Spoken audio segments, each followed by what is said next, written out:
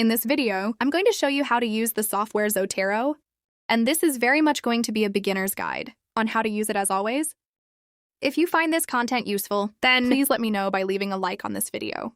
And with that, let's get started. So as you're probably aware, Zotero is a completely free, open source reference manager that's available for Mac, Windows, and Linux machines. To download Zotero, you simply head on over to their website, and I'll leave a link in the description below. On their homepage, you should see a big download button. You simply click on this, and then follow the instructions to download your desired version of Zotero.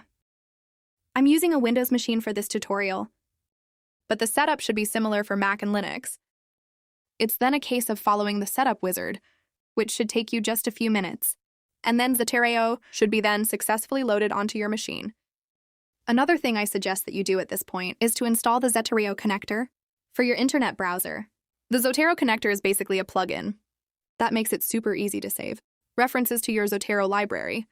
The connector is available for all major internet browsers, and again, I'll leave links below in the description for you to find the compatible one for your browser. I'm using Firefox today, so I'll install this version. Alright, so now you should have the Zotero standalone program installed and the Zotero connector, which is everything you need. Let's have a look around. There's a Zotero standalone program. The interface itself is rather minimal. To the left, you have the folders view. All references you create will be saved in your library. And then everything else is essentially a subfolder of that library. And I'll show you how to set up folders later on. There's also a My Publications section, where you can add your own publications to your own Zotero profile page. A duplicate items section, where any of the same references that are found more than once in your library will be highlighted, and an unfiled items section. This will contain any references in your library that are not placed inside a collection. There's also a bin which contains any references that you've deleted. At the bottom left of the screen, you also see any tags, and I'll talk about these shortly. The main window in the middle will show the list of references, and I'm going to show you how to add some references shortly, and the window to the right will show you the information for a specific reference. Once it is selected, at the top of the screen, you will see various options. Here you can add new folders or a new library. Also, you can manually add reference yourself or by using an identifier. You can also add notes and attachments. And finally, there is also an advanced search tool and a search bar, so you can quickly find references in your library.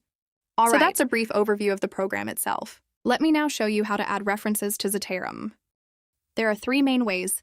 You can add references to Zotero, either manually add the listing yourself, add the references via an identifier, or use the Zotero connector to add references directly from your web browser. To manually add a reference yourself, click on the New Item button at the top. Then simply select the type of reference you want to add. I'll add a journal article as my example. It's then a case of manually filling out the information to the right for this example. I'm going to use this review article I found online, and not to bore you, I'll speed up this process.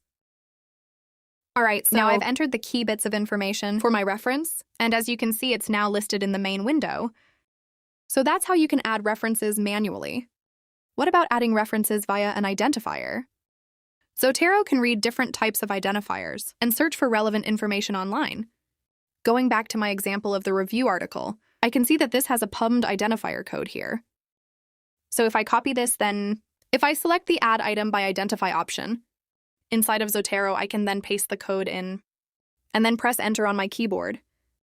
And as you can see, Zotero has found this review article online and downloaded all of the information related to it. In fact, Zotero has entered a lot more information than I did manually, and it was a lot quicker than me.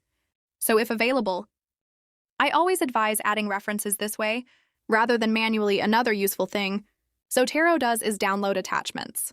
If they are available, since this review article was open access, Zotero has automatically downloaded the PDF of this manuscript. And I know this because there is a blue dot in the attachment column. Also, if I click the arrow next to the entry in the list, you can see the full text PDF. And if you double-click on this, the file will then open. Another thing that Zotero commonly adds for PubMed entries is the link to the reference. So if you click on this, the exact web page will open in your browser. And now moving on to the final main way of getting references into the Zotero platform. and that's by using the Zotero connector, plugin that we installed earlier. So here I have the same review article open, again on the PubMed website. To save this entry to Zotero, you simply find the Connect to options on your browser. In Firefox, this is in the top right corner. The button should say Save to Zotero. And if you click on this and then go back into the Zotero standalone program, you will see the entry has been added. And now I have 3 entries of the same reference. So this is a great time to show you the duplicate items area. If you click on the duplicate items option to the left, you will see all of the references that appear more than once in your library. If you select the duplicate item, Zotero will then ask you to choose the version of the item you want to keep as the master item. I recommend selecting the entry that has the most information for that reference, then select the Merge button at the top. The item will then be removed from the duplicate items page, and you should then only see a single entry for that reference. Moving on, let me talk more about organizing your references. Starting off, I will show you how to create collections. Collections are basically folders where you can add specific references into, and as you can see, I've added a few more references to my library. If you want to add a new collection, you simply click on the New Collection button at the top, then give your collection a name. It's then a case of going to your library and dragging the desired references into your collection. And note that references can be dragged into multiple collections. If you want to see the list of references in your library that are not yet in a collection, then simply go to your Unfiled Items area. Collections can also contain collections inside of them, known as subcollections. And you can also click and drag on collections to create subcollections yourself. Another way you can improve the organization of your references is to use tags to add tags to a reference. You simply select it in your library. Then on the right, go to the Tags tab. Then click on the Add button to create the tag. I'll add the tag cancer to this reference. Once added, tags will then appear in the bottom left of your screen. And if you select a tag, you will see all of the references that have that tag associated with it. You can also change the tag color and position by right-clicking on it and selecting Assign Color. The search bar at the bottom will also let you search the tags. It's also worth noting that when you import references into Zotero, such as via the Zotero connector, there may be some automatic tags added along with it. If you would prefer to remove these and just have those tags that you've created yourself, then select the Actions button and click on the Delete Automatic Tags. In this library, another thing you can do to stay organized is to add related references. If you select a reference, you can then go to the Related tab. Here you can link references together. So maybe they are based on the same experiment or written by the same lab. To add a related reference, you click on the Add button and find the related reference in your library. Then click OK. The related reference will then be listed, and then you can click on it to switch to it. A final thing you can do to stay on top of your references is to add notes to them. To do this, you simply select the reference and go to the Notes tab. Then click on the Add button and write out your note. Each note will then be saved as a child of that reference. So that's an overview of the Zotero software and the basics of using it. Let me now move on to using Zotero to create citations and a bibliography inside of Microsoft Word. After installing Zotero, you should see a Zotero tab in your Word software. If you don't see this, you can try reinstalling the Word add-in. And to do this in the Zotero software, you go to Edit Preferences, then select the Cite button at the top, and go to the Word Processors tab. You should then see the option to reinstall the Microsoft Word add-in. Try selecting this and then restarting the software. Back in Word, if you go to the Zotero tab, you should see a set of options like this. To add a citation from your Zotero library, click on an area in your Word document where you want to add the citation. Then click the Add/Edit Citation option from the Zotero tab for your first citation. The Document Preferences window will open. Here you can select a citation style to use. Zotero comes with various styles to use, but you can also import your own, which I'll show you later on in this guide. For this example, I will select the APA style and click OK. Now a search bar should be visible. Here you can type in the reference you are looking for. I find it easier to enter the author name, but you can also enter the reference name too. Once you find the correct entry, select it to add the citation. If you would like to add more citations, you can continue to do so, or simply press the Enter button to add what you have. As you can see, the citation now appears And if you want to edit the citation, for example, to add more references to it, then select it, and then again go to Add/Edit Citation. Now I've added my citation. I'll now create my bibliography or reference list. To do this, you simply select the area in your document where you want the list to be added. Then click on the Add/Edit Bibliography button. Now you can see that the list has been added.